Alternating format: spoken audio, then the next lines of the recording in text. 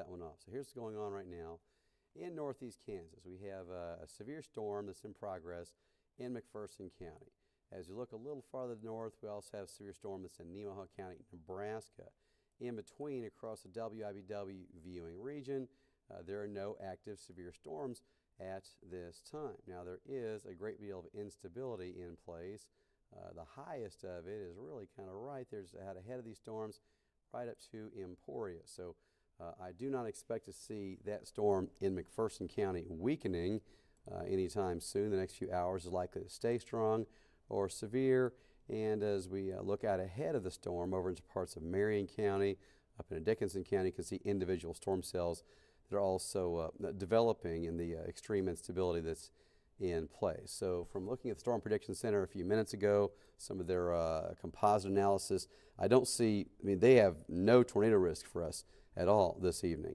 It's very rare to see that when you have any severe weather at all, to see the risk showing nothing is, especially in June, is unique. We have Cape values over 4,000, which is pretty high. So their composite doesn't show any tornado risk. I won't guarantee it won't happen, but it's nice news to say that it doesn't show a lot of tornado risk, fortunately. So a big one would be very, very, very unlikely, probably impossible.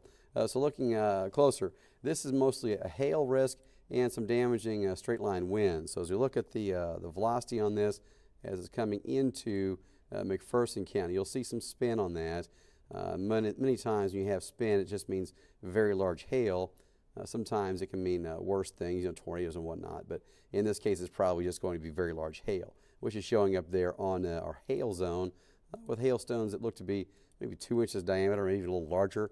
The computer indicating 2 inches right there, just about 15 miles west of the town of McPherson at this point. So looking downstream, areas like Emporia, areas like Cottonwood Falls and Council Grove should all be watching these storms very closely, and be prepared to stay inside as these things move past. Again, they are very strong and could be severe as they get over closer to Emporia. Now, looking to the north there, this is the storm that was severe earlier as it moved through Cloud County, and it's starting to ramp up a bit more as it gets closer to Onega and Westmoreland at this point. We'll check out the camera there from Manhattan, and go ahead and I can back up the graphics here to the first one, and we can look at that one better. Here we go. So let's check out the view from Manhattan from this thing, and this is our newest weather camera. It's from the Stormont Vale Health Manhattan campus. So we'll look north toward this, turn the camera around. You can see the leading edge of the stronger winds on that storm. Again, this is not a tornado risk, it's not close to that, but some of the stronger winds that are heading toward areas like Onega right now as we look north from that new camera in Manhattan. That's just a great view. And as we get to, you know, we're right in the middle of storm season now, so the more cameras we have, to me, certainly the better, so we can track everything that's up. So Vermilion, Corning, Frankfurt, you're seeing strong winds moving in the next few minutes. That storm is not considered to be severe at this point. Farther to the north, however, seeing that storm that's in Nemaha County, Nebraska, has wind gusts of 70 miles per hour with this. So there's enough instability to the north there. This stuff that's kind of in between across Marshall and Nemaha counties, that may intensify and could become a severe storm as well as the atmosphere is warming up a bit and may become a little more unstable. This stuff to the south, just there's no comparison. The instability out ahead of these storms is far higher than what we have up there to the north. Either way, we have the severe storm watch covers both of those regions going until 9 p.m. So the threat with this storm that's moving to McPherson County is going to be hail the size of golf balls is the current mention on this, and it's going to continue probably moving almost straight to the east. Out ahead of that particular severe storm, you can see 4 different storm cells that have popped up in the last few minutes. Each one of those is strong. Any one of those could become a hail producer at any moment, and as time goes on here, any one of those could become a damaging wind producer as well. So again, looking at the storm closer that's in McPherson County, this does have some spin with it. I don't want to scare you by saying that, but it's just means it's an intense storm at this point. Farther down the line, areas like Emporia, Council Grove, even Burlington, probably going to be impacted by these storms as they continue to feed to the or move to the east. I'm also watching some activity down in the south. Just so you know, it's just kind of interesting in Oklahoma. They may have tornado risk developing in central and east central Oklahoma over the next hour, 2 hours. That won't affect us, but right now, down to the south, it's completely dry for now. But again, I do expect to see severe weather in that area. And if there was a tornado risk today, it's highest in that particular area. All right, again, here in eastern Kansas, we're watching this activity that's in the McPherson County area now. That's moving to the east at about 15 miles per hour. Not fast moving at all, but just ahead of those storms, the instability is extremely strong, and we still have several hours of daylight left. The sun setting around 8:45 p.m. this evening, so there's still plenty of time and sunlight and warmth out ahead of that for these to stay very strong. So I don't expect to see this falling apart anytime before sunset. And as a matter of fact, Supercast keeps it strong or even severe at least through that time. Let's jump ahead to the computer model and see how it times this out. And I can tell you that the computers are showing us in these stronger and severe storms at least through 9 p.m. So there's Supercast. This is specifically the HRRR model. It's a common model a lot of meteorologists use for high resolution, short range forecast stuff. And this model actually updates every single hour, which is awesome. So at 7 o'clock, it's got storms that are strong or severe in Holton, Topeka, Council Grove, Emporia. And moving on to 9 o'clock, it's not moved a whole lot at that point. As we get close to midnight, most of the areas will have cleared out of the severe storm risk at that point. So again, this evening in northeast Kansas, we really all have a chance of thunderstorms. The severe storm watch doesn't cover everybody, but the chance of seeing a severe storm really does exist for anybody in northeast Kansas. So I wouldn't say that anybody is out of the risk here of seeing a strong or severe storm. The risk of tornadoes is very, very low. I will not say that it's impossible or it's a zero risk. That's just never a good idea in weather to rule something out anyway. But in this case, the dynamics don't look to show a lot of energy for tornadic activity. There's just not a lot of jet stream wind really anywhere near us at this point. But this cluster of storms now that's in progress across McPherson, Marion, and Dickinson County, this cluster of storms has by far the highest instability and the highest likely to produce anything that would be higher in damaging if we were to see something like that. This activity to the north, that's in Nemaha County, Nebraska, that storm is showing winds to 70 miles per hour as a possibility, and also hail about the size of a golf ball. That's radar indicated, but it kind of shows we're bookended on both sides of northeast Kansas with strong storms, severe.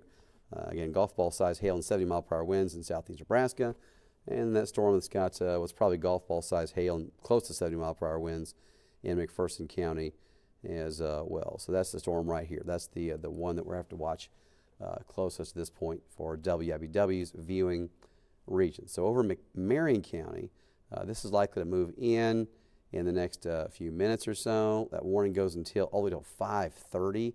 So let me get the text on this and read all that to you. We've got a severe thunderstorm warning. National Weather Service says here, hazard is a golf ball size hail, and they say at 4:32, just a couple minutes ago, located near Windham, or 13 miles northwest of Inman, moving east at 15. So it's slowly moving east at 15. Of course, torrential rain, golf ball size hail, and they say the threat is radar indicated from what they see. So let's check out the location of the biggest hail in this, and that's most likely going to be close to where they are mentioning the threat is located. And as we look at the hail indication there from our computer model, it's indicating the hail is about an inch and a half in diameter at this point. So roll it back and forth in time. You can see it kind of meandering back and forth from about an inch and a quarter up to close to 2 inches at times, and slowly moving east at roughly 15 miles per hour. All right. So I'm watching the storms from Council Grove, from our tower camera there. And I do expect that to reach Council Grove. So let's go ahead and check out the camera there from TCT Broadband. And this is how it looks. That's to the southwest, and kind of in the left middle of your screen, you can see a little patch of blue sky. If you look straight beneath the C and the O in Council, go down just a little bit, you can see a little blue sky there. And what that is you can see the anvil top of a supercell storm through there, and there's another kind of smaller storm off to the left just in front of it. But you can really see the anvil shape of that storm cloud that is still some 30, 45 miles southwest of Council Grove at this point. So as I put this thing into motion, we'll roll this forward, and you can see over the last hour how much these storms have moved. Moving very, very slowly. Again, there's not a whole lot of jet stream energy aloft, so generally that will help the storms move more quickly if you have the strong winds aloft.